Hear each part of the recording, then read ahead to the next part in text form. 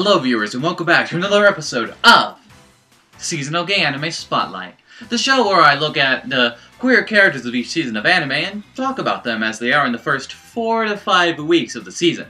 We've got a lot to get to this episode, so let's not waste any time and get right to it. First off, we have Sakuyo and Mohiro from Magical Girl Ole, a Magical Girl parody where transforming into a magical girl means turning into a big buff man.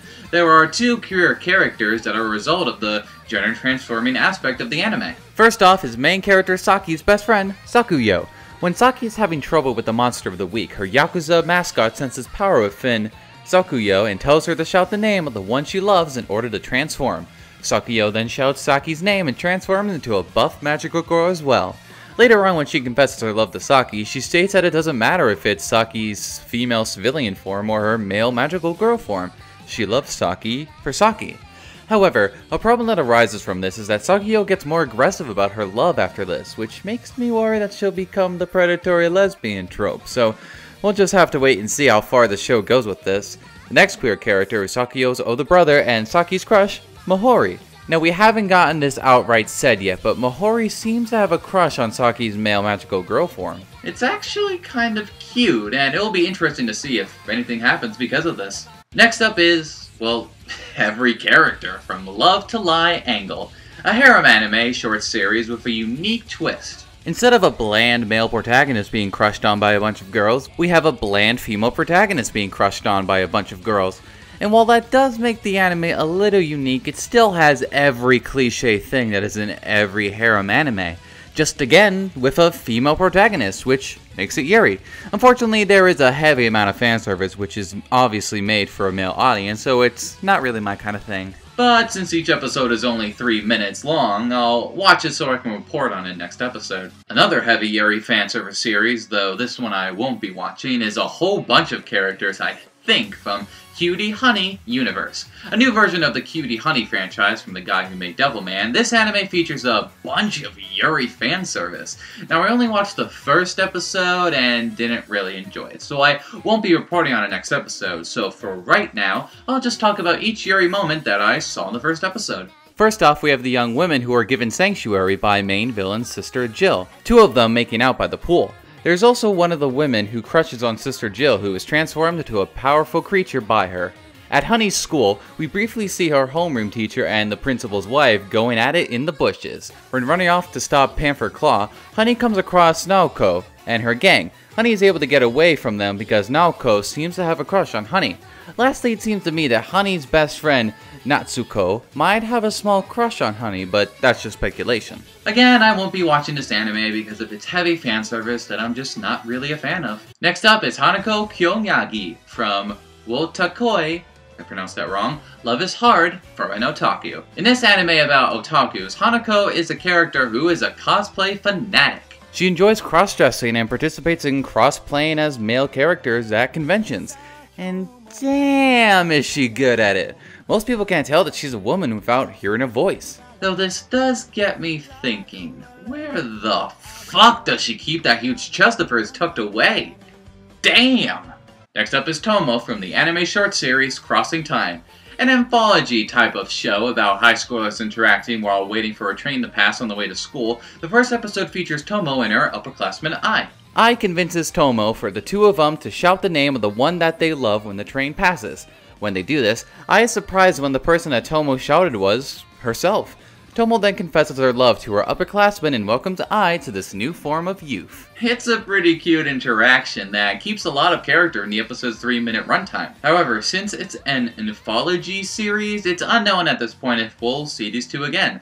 I, for one, hope that we do. Next up is Ruka from Steins Gate Zero. One of my favorite transgender characters in anime. I'm excited to see what the show will do with Ruka in this new timeline. Now, truthfully, I've only watched the first episode so far because I'm watching the simuldub of the show. Because of this, Ruka hasn't done that much in the anime yet. She's around, and I love the new character design, but she hasn't had any important screen time as of yet. But I'll be sure to report on her character for next time. Now before I talk about our last two characters, I should mention that this is the case where I know that the character is queer because I've read the manga. However, both anime have passed the point where the character is revealed as queer, but didn't talk about it. So I'll just put up some minor spoilers for both Tokyo Ghoul Rei and My Hero Academia Season 3. So the next character we'll talk about is Toru Mitsuki from Tokyo Ghoul Rei. Now while I'm enjoying Tokyo Ghoul Rei a lot, one negative that I have with it is the quick pace that the anime has. Because of this, it skips small character moments from the manga that are sometimes important to the character. One of these moments is the reveal that Mitsuki is a trans man. In the manga, when confronting the ghoul Torso attacks Mitsuki because he is confused about his gender. He then rips off his clothes and we see that Mitsuki is wearing a binder. Mitsuki then lays the knockdown on Torso as his teammates come to his aid. This also starts Torso's weird obsession with Mitsuki. In the anime, this moment is completely skipped over, and that's unfortunate because Mitsuki is treated with respect by his teammates and he isn't made fun of because of his queerness. Ultimately, I'm not sure if the anime is just saving this reveal for later, but I hope they do because having read the first few volumes of Tokyo Ghoul Rei manga, Mitsui seems like a good representation of a trans man character. And finally, there's Tora from My Hero Academia Season 3. A member of the super team the Pussycats, Toru is also a trans man. He transitioned in Thailand a long time ago and is liked among his fellow team members. However, this fact isn't really mentioned in the anime. Though to be fair, the only part of the manga that mentions this is a profile page in the 9th volume. It really is a side note, and because of that, the anime just seems to pass by it. So just like with Tokyo Ghoul Rei, we'll have to wait and see if My Hero Academia mentions this transgender character. Now with all of that out of the way, let's move on to our next segment, Recap of Last Season. The part of the show where I look at the queer anime of last season and talk about whether these characters ended nicely or badly. But that does mean that there are spoilers ahead. You've been warned. First up is Lin from Hakata Tonkotsu Ramens, a cross-dressing hitman who ends up joining our group of protagonists. Throughout the anime, we got to see him get revenge on the one who killed his sister, fight the horrors of his past, and find a family and home to call his own. On his cross-dressing side, nothing much happens than before. We do see him going out shopping for new clothes and wearing different outfits to disguise himself when necessary. Though there wasn't that much to it, Lin was a fun cross-dressing character and was my favorite part of this okay anime. Next up is a bunch of characters from Citrus. I uploaded a video 2 weeks ago where I basically just constructed the entire anime and talk about why it's shit!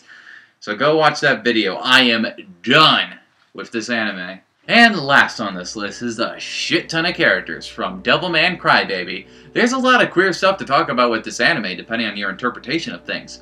First up is the Sabbath parties that we see in episodes 1 and 4. Well, I can't show any of them cause, ooh boy, it is explicit. It features gay men and lesbian women going at it. And the way that it is presented in the anime is basically like, oh yeah, that's happening over there. It's whatever. Anyway, what's the plot up to? There's also the concept of being a Devilman itself, as you could interpret it as being queer. What do I mean by this?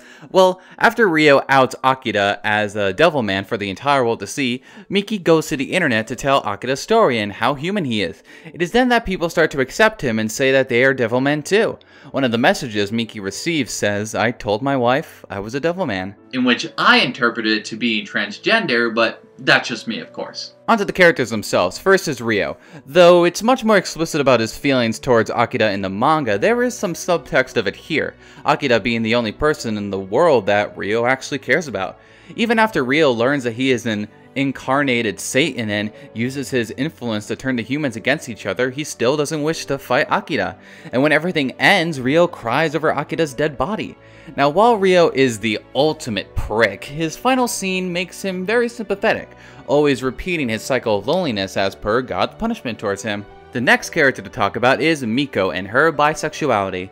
While it appears that she resents her friend Miki for always being superior to her and unintentionally taking Miko's original name of Miki, it turns out that she actually cares deeply for Miki. When Kukun confesses his love towards Miko, she ends up falling for him and they attend a Sabbath party together. It is here that Kukun is killed by demons and Miko becomes a Devilman. Afterwards, Miko uses her new powers to become superior to Miki and prove herself. But later on, the two manage to reconcile and Miko helps Miki escape from some people who are trying to kill her. Unfortunately, it is all for naught as Miko is killed and Miki is cored shortly after. Speaking of Miki, you could say that she is bisexual as well. For one thing, she has feelings towards her best friend Akira. Also in the 9th episode, when escaping, Miko tells Miki that she's always loved her, and Miki replies that she loves Miko too. Now whether this is a love, a friendship, or romance is totally up to your interpretation. Though I should say that on Valentine's Day, the creator of the anime uploaded a picture of Miki and Miko exchanging chocolate, along with Akira and Ryo, so take with that what you will. The last queer character to talk about is Koda, being the most explicit gay character in the anime as we see him having sex with his fellow track teammate. Unfortunately, during sex, Koda turns into a devil man and accidentally kills his boyfriend. This event eventually puts him on the side of the demons, though he doesn't kill any humans himself. He only wants to fight Akira, though Akira quickly kills him in the last episode. Now, of course, you might be upset that this anime features a lot of queer characters dying, but I should mention that this anime's ending is one of those everyone dies endings, being very similar to the ending of the End of Evangelion movie. Which makes sense because the End of Evangelion was influenced by the ending of the original Devilman manga. Just like with the manga's ending, Devilman Crybaby ends with all life on the planet being killed off, only leaving Ryo crying over Akira's dead body. Then God suddenly decides, alright, I'm good, time to restart everything. He then blows up the planet, and the cycle continues. Oh look, now we have 2 moons! So in the end, based on your viewing of interpretation, Devilman Crybaby has a lot of queer characters and elements to watch and enjoy. And now we've reached our last segment of the show, Shadow's Heterosexual Pick. The part of the show where I pick an anime that may not have any queer characters in it, but it's still pretty good. Now, originally, I was going to go with My Hero Academia Season 3 before I put it in the first segment, so this season's pick is Megalobox. A futuristic retelling of the Champion Joe manga, as it's the manga's 50th anniversary, Megalobox shows a lot of promise. While the anime does seem to contain the predictable cliché underdog sports story, it has a lot of great qualities going for it. It has a unique art style that you don't see that much in anime anymore, making the fight scenes very engaging. It also contains a great main protagonist with such a strong personality that you just can't help but cheer him on. Megalobox will be an anime to watch and anticipate every week. So that's the end of the episode. I hope you guys are still enjoying it. If you did, like and comment anything you want to say. Don't forget to subscribe if you want to see more. Catch you later.